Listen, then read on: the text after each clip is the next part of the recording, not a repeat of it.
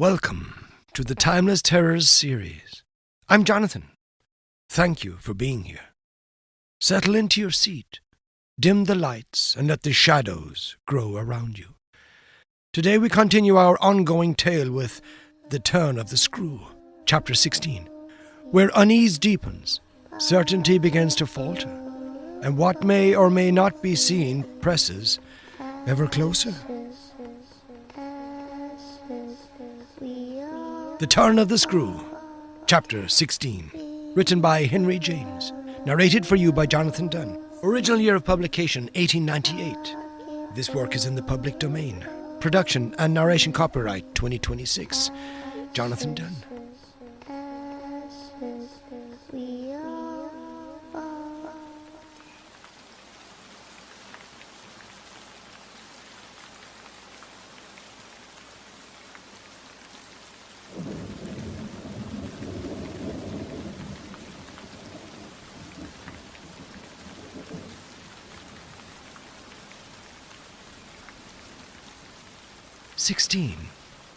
I had so perfectly expected that the return of my pupils would be marked by a demonstration that I was freshly upset at having to take into account that they were dumb about my absence.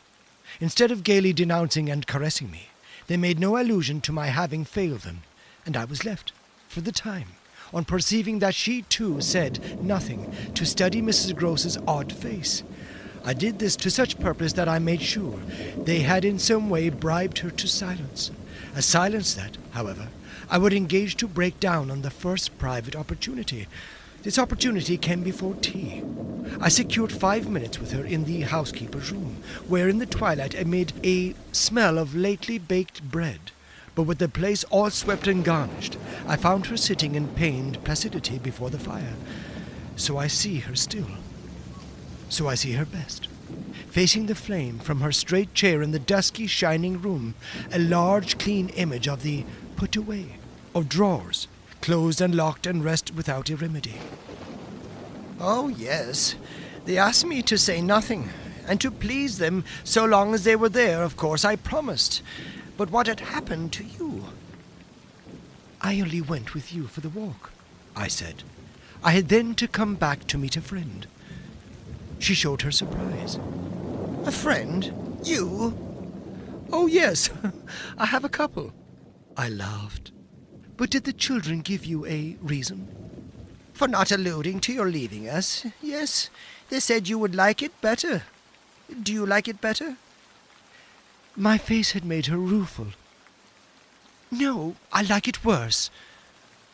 But after an instant I added, did they say why I should like it better? No, Master Miles only said we must do nothing but what she likes. I wish indeed he would. And what did Flora say? Miss Flora was too sweet. She said, of course, and I said the same. I thought a moment. You were too sweet. Too. I can hear you all. But nonetheless, between Miles and me, it's now all out. All out? My companion stared. But what, miss? Everything. It doesn't matter. I've made up my mind. I came home, my dear, I went on, for a talk with Miss Jessel. I had by this time formed the habit of having Mrs. Groce literally well in hand in advance of my sounding that note, so that even now, as she bravely blinked under the signal of my word, I could keep her comparatively firm. A talk? Do you mean she spoke? It came to that. I found her on my return in the schoolroom. And what did she say? I can hear the good woman still, and the candour of her stupefaction. That she suffers the torments. It was this, of a truth, that made her, as she filled out my picture, gape. Do you mean, she faltered, of the lost? Of the lost, of the damned. And that's why, to share them, I faltered myself with the horror of it. But my companion, with less imagination, kept me up. To share them? She wants Flora. Mrs. Gross might, as I gave it to her, fairly have fallen away from me had I not been prepared. I still held her there, to show I was. As I've told you, however, it doesn't matter. Because you've made up your mind? But to what? To everything. And what do you call everything? Why, sending for their uncle. Oh, miss, in pity do. My friend broke out. Ah, but I will. I see it's the only way.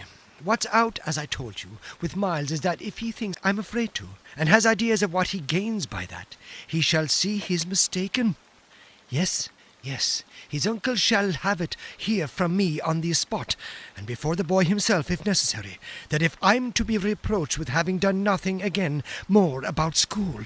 Yes, miss? My companion pressed me. Well, there's that awful reason.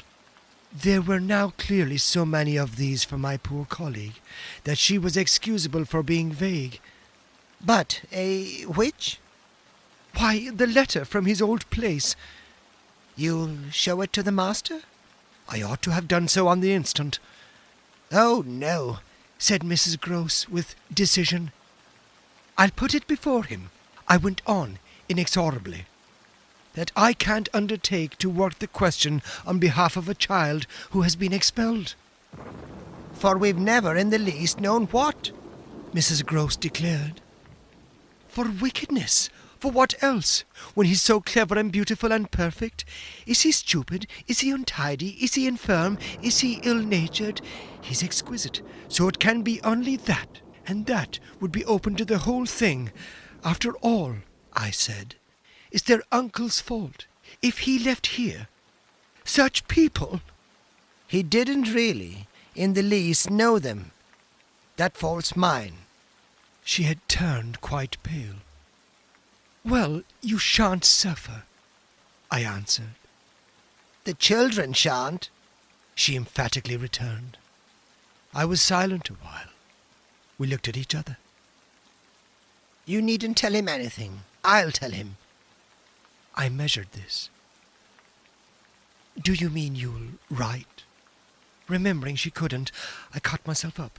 How do you communicate? I tell the bailiff. He writes. And should you like him to write our story?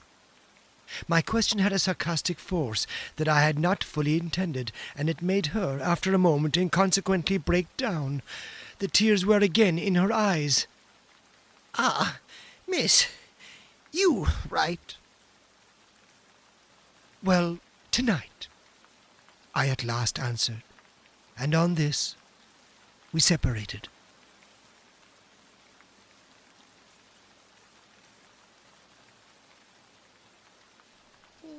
This has been The Turn of the Screw, Chapter 16, written by Henry James, narrated for you by Jonathan Dunne. Original year of publication, 1898. This work is in the public domain. Production and narration copyright, 2026. Jonathan Dunne.